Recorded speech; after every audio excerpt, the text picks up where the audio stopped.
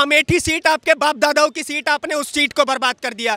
तो पहले खुद का न्याय कर लो, फिर सरकार का न्याय करने चलना। उत्तर प्रदेश में अगर बेटी के साथ गलत होता है ना, तो अगले ही चौराहे पे गोली ठोकने की गारंटी है वहां पे। वो भारत जोड़ो यात्रा जो देश के कई हिस्सों से गुजरी भी नहीं, भारत जोड़ो यात्रा मात्र एक छलावा मात्र था जो क्लियर रिप्रेजेंट हो रहा था, समाज के आगे दिख रहा। कोई सेंस इस बात की, पहले कह रहा भाई साहब 6ठी क्लास की किताब पढ़ लियो, ठीक है, उसमें तुझे ज्ञान मिलेगा। अगली रात को क्या कह रहा है, ओल्ड मॉन्क मार।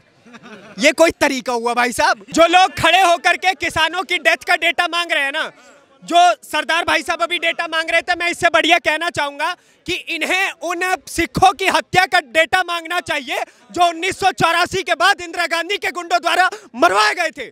उसका डेटा नहीं मांगेंगे। इन लोगों को डेटा मांगना चाहिए थी कि यूनिफॉर्म सिविल कोड पे कौन अपनी छाती पीट रहा है और कह रहा है कि भाई साहब यूसीसी नहीं आना चाहिए। इन लोगों को डेटा मांगना चाहिए बिहार का कि बिहार में 30,000 से अधिक स्कूलों के पास खुद की जमीन नहीं है। इन लोगों को डेटा मांगना चाहिए ओवैसी जैसे मुसलमानों का, जो खड़े होकर के कहते हैं कि 15 मिनट के लिए पुलिस हटाओ, फिर हम बताते हैं कि क्या होगा इस देश का हाल, तुम क्या और हम क्या। ऐसे लोगों का डेटा कोई मांगने को खड़ा नहीं होगा। लेकिन ये बोलेंगे कि किसानों का देहांत हुआ। देखिए, शोक की बात है, हमें दुख होता है, नरेंद्र मोदी ने वो किसान बिल वापस लिया जिसके खिलाफ मैं खड़ा हूं। नरेंद्र मोदी के कार्यकाल में अगर कुछ गलत काम हुए तो उनमें से वो बिल वापस लेना हुआ है कि भाई साहब आप अपने स्टैंड पे क्यों नहीं टिके रहे। आप क्या केवल 3 राज्यों के किसानों के बारे में सोचेंगे? बिहार के किसानों ने तो छाती नहीं पीटी, आपने उनके बारे में सोचा? नहीं बोला गया किसी के द्वारा। ये बात कोई नहीं बोलेगा, लेकिन बोलेंगे कि 700 किसान मर गए। जो किसान मरे थे ना, आपको याद होगा कि निहंग सिखों द्वारा 2 आदमियों की लाश लटका दी गई थी बैरिकेडिंग पे, उसके ऊपर किसी का मुंह नहीं खोलेगा।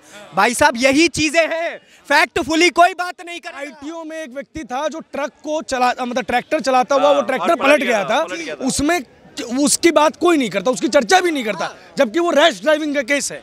किसान मरे थे, जो लोग खड़े होकर के कह रहे हैं कि आंदोलन में किसान मरे थे, तो क्या गोली चला के मारा गया था? क्या लाठी चला के मारा गया था या फिर पकड़ के जबरदस्ती घसीट के मारा गया था? वो लोग मरे थे तो कई बार अपनी करतूतों के कारण अगर पुलिस वालों के द्वारा उनकी हत्या की गई है तो वैसे पुलिस वालों के ऊपर भी केस होना चाहिए। ये बात मैं भी कहता हूं खड़े होकर के। ये डबल स्टैंडर्ड किस चीज का है भाई? अपनी मतलब मीठा मीठा गप गप कड़वा कड़वा थू थू, वो वाली बात है जी। 24 चुनाव से पहले आप देख रहे होंगे राहुल जी की पूरी यात्रा है, उस न्याय यात्रा में सबको वो न्याय दिलाने का जिक्र कर रहे हैं। कभी कोयला वाले को, कभी मखाने को, कह रहे हैं कि इन सब के साथ लगातार अन्याय हो रहा है, किसान के साथ, फौजियों के साथ। क्या कहेंगे इस? पहले खुद को न्याय मिल जाए। पहले सर मैं एक बात कहना चाहूंगा, जो राहुल गांधी जी न्याय यात्रा की बात कर रहे हैं ना, पहले खुद को न्याय दे ले, अपने इंडिया अलायंस को न्याय दे ले कि ममता बनर्जी खड़े होकर के कहती है कि बंगाल से यात्रा गुजरेगी तो मैं नहीं आऊंगी, बिहार से यात्रा गुजरेगी तो तेजस्वी यादव, लालू यादव नहीं आएंगे, जब क्या बोलते हैं झारखंड से यात्रा गुजरेगी तो हेमंत सोरेन नहीं आएंगे। आने कहा दिया हेमंत सोरेन को, जेल में डाल दिया मोदी जी ने। तो मैं कह रहा हूं कि अपने अलाइज आ नहीं पा रहे हैं और ये चले भारत को न्याय दिलाने के लिए। अपनी सांसद की सीटें इनसे बांटी नहीं जा रही है। सीट को लेकर के विवाद चल रहा है ना, उत्तर प्रदेश में बोल दिया ना कि हम इन सीटों से लड़ेंगे, मतलब अपनी चीजें देख नहीं पा रहे, चले भारत को न्याय दिलाने के लिए। आप एक बात बताइए, क्या आपने अपनी खुद की पार्टी के साथ न्याय किया? आपकी पार्टी विश्व में सर्वश्रेष्ठ पार्टियों में आती थी, आपने अपनी पार्टी को बर्बाद कर दिया। आपका परिवारवाद में अच्छा नाम हुआ करता था, आपने परिवार को बर्बाद कर दिया। अमेठी सीट आपके बाप दादाओं की सीट, आपने उस सीट को बर्बाद कर दिया। तो पहले खुद का न्याय कर लो, फिर सरकार का न्याय करने चलना। बीजेपी सरकार में युवाओं के साथ, किसानों के साथ, किसी के साथ भी न्याय नहीं हुआ। इस मुद्दे को तो एड्रेस कीजिए। कह रहे हैं कि ना नौकरी है, ना देखिए अभी आए थे, ना पेंशन है, ना महिलाओं की सुरक्षा है, ना एजुकेशन है, सिर्फ धर्म का झुनझुना है। जो लोग सुरक्षा की बात करते हैं ना, आप एक एक करके उनके राज्यों में जाइए। झारखंड में एक हिंदू बेटी को गया, किसी का मुख नहीं खुला। राजस्थान में हर 3 महीने पे एक न एक आपको एक ऐसी खबर देखने को मिलेगी जिसमें ठीक है। बिहार में तो बलात्कार के बारे में पूछिए ही मत, प्रतिदिन आपको एक बलात्कार की खबर सुनने को मिल जाएगी। ठीक है, इनके खुद के राज्यों में बेटियां सुरक्षित नहीं है, चले केंद्र के ऊपर मत्था और ठेका फोड़ने के लिए। ठीक है, उत्तर प्रदेश में अगर बेटी के साथ गलत होता है ना, तो अगले ही चौराहे पे गोली ठोकने की गारंटी है वहां पे। ठीक है, ये इनका और इनका अंतर है ना। और दूसरी चीज ये कह रहे हैं युवाओं के साथ न्याय नहीं हुआ। युवा अगर एजुकेटेड है, मेरी उम्र 20 साल है, ठीक है, मैं अच्छा कर रहा हूं अपनी लाइफ में, उतना कैपेबल तो बनो। अब तुम्हें चाहिए कि तुम्हें हर बार सरकारी नौकरी मिल जाए, तो आईएएस बनने की क्षमता भी तो तुम्हारे अंदर होनी चाहिए ना। उसमें भी 10 लाख बच्चे एग्जाम देते हैं तो कुछ चंद हजार आईएएस और आईपीएस बनते हैं, है ना। तो रिजल्ट देखो भाई। अब तुम चाहते हो कि तुम हो गवार और तुमको आईएएस बना करके बिठा दे। तुमसे पहले राष्ट्रपति का नाम पूछ ले तो बाबू तुमसे राष्ट्रपति का नाम नहीं याद होगा तुम्हें। और तुम चाहते हो सरकारी नौकरी, फिर यही लोग सरकारी नौकरी में बैठेंगे, देश में करप्शन बढ़ेगा, फिर ये लोग कहेंगे कि देश में करप्शन है। अबे तुम्ही ने तो फैलाया है। प्रधानमंत्री आजकल संसद में, आज राज्यसभा में बोले, 2 दिन पहले लोकसभा में बोले थे और उसके ऊपर प्रतिक्रिया आई। प्रधानमंत्री ने बोल दिया कि 370 पार आएगी बीजेपी और 400 पार एनडीए। तो वो बोल रहे 100 पार नहीं कर पाएंगे। ऐसा काम ही क्या किया है जो 370 पार कर? वो कांग्रेस खुद को शीशे में खड़े होकर के देख के बोल रही होगी मेरे हिसाब से। सामने शीशा लगा होगा, जहां तक मुझे लगता, पारदर्शिता नहीं है ना आपस में। बीच में शीशा तो हमेशा देखने को मिलेगा आपको। मेरे हिसाब से राहुल गांधी खुद को देख करके बोल रहे थे कि 100 पार नहीं होने वाली है तुम्हारी। ये मोदी जी को नहीं बोल रहे थे, गलत है वो, छवि गलत थोड़ी प्रेजेंट हो गई। वरना राहुल गांधी खुद को देख करके बोल रहे थे तुम्हारे 100 सीटें पार नहीं हो गई। काम ही क्या किया है तुमने? लिटरली काम क्या किया है?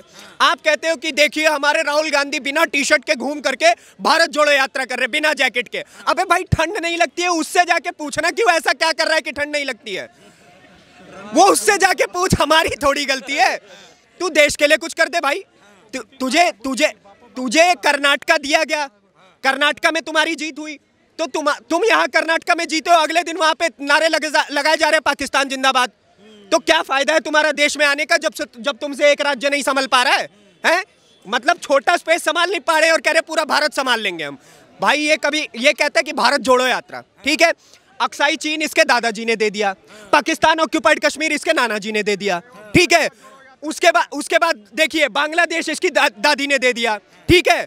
देश के टुकड़े टुकड़े इसके पूरे खानदान ने कर दिए, फिर ये कह रहा भारत जोड़ो यात्रा है। वो भारत जोड़ो यात्रा जो देश के कई हिस्सों से गुजरी भी नहीं।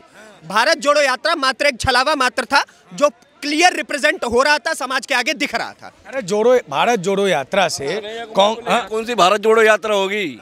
जो टुकड़े लगा रहा है, भारत तेरे टुकड़े होंगे इंशाल्लाह इंशाल्लाह, भारत तेरे टुकड़े होंगे इंशाल्लाह इंशाल्लाह, है ना। यही नारा था, अफजल हम शर्मिंदा है, तेरे कातिल जिंदा है।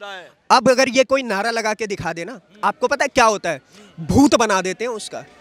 और ये कोई और नहीं करती है, ये ऑर्गेनाइजेशंस करती है। जिस ऑर्गेनाइजेशन को कांग्रेस पार्टी और अन्य पार्टियां खड़े होकर के करप्ट कहती है ना, कांग्रेस पार्टी कहती है ईडी सीबीआई बेकार है। भाई साहब आपके घर पे आई एनफोर्समेंट डायरेक्टोरेट? आपके घर पे आई है? नहीं आई। और आप मजे की बात देखिए कि कांग्रेस पार्टी के लोगों के पास जाती है तो एक सांसद के घर से 354 करोड़ रुपीस, 354 करोड़ रुपए मेरे हिसाब से, या जितने लोग खड़े हम लोगों की संपत्ति मिला के नहीं है सर, उतना कैश रखा हुआ था। आपने अगर इकोनॉमी पढ़ी होगी ना, तो इकोनॉमी में भारत का रूल है कि 2 लाख रुपए से अधिक कैश आपके घर में नहीं होने चाहिए, ठीक है। उस आदमी के घर में 354 करोड़ रखे हैं, फिर कह रहा है कि मैं इसका हिसाब दे दूंगा। भाई तूने 354 करोड़ रख के ही गुनाह कर दिया, हिसाब तो तू बाद में देगा। फिर ये कहते हैं सीबीआई हमारे घर के पीछे पड़ी हुई है, हमारे पीछे पड़ी हुई है। एक बात बताओ, तुम लोग कहोगे कि भाई साहब नौकरी के बदले जमीन दे दो, तुम लोग टोटी चुराओगे, तुम लोग चारा खाओगे, खाना पचता नहीं है तुमसे, तुम चारा पचा जा रहे हो, और फिर कह रहे हो कि ईडी सीबीआई ना आए। भाई अगर ऐसी हरकतें रहेंगी तो मेरे हिसाब से सरकारी जो भी तंत्र है वो स्वतंत्र है और उन्हें अपने हिसाब से काम करना चाहिए। जिसके घर गए हैं उसके घर से कुछ ना कुछ तो मिला है भाई, डेटा कहता है। अरविंद केजरीवाल कह रहे हैं मेरे यहाँ तो कुछ नहीं मिला, फिर भी मेरे पीछे पड़ गए। बहुत अच्छी बात है। पहले अपने 3 मंत्री बुला ले, जो 3 एक्स मंत्री हैं उनके एक्स बॉयफ्रेंड्स जो है अरविंद केजरीवाल के, पहले उन्हें बाहर बुला ले, फिर आगे बात करेंगे। अच्छा एक चीज मेरे को बताइए, इस न्याय यात्रा का अब तक का जो श से शिक्षा श से शराब है ना, श से शिक्षा श से शराब दोनों एक ही आदमी के पास। कोई सेंस से इस बात की, पहले कह रहा भाई साहब 6ठी क्लास की किताब पढ़ लियो, ठीक है, उसमें तुझे ज्ञान मिलेगा। अगली रात को क्या कह रहा है? ओल्ड मॉन्क मार। ये कोई तरीका हुआ भाई साहब? एक शिक्षा मंत्री के हाथ में क्या शराब शोभा देती है? आपको शराब पिलानी थी, पिला लो भाई, किसी और के हाथ में वो मंत्रालय दे देते। आप शिक्षा मंत्री को शराब मंत्री बना दे रहे हो, तो भाई बहुत बुरी चीज है यार।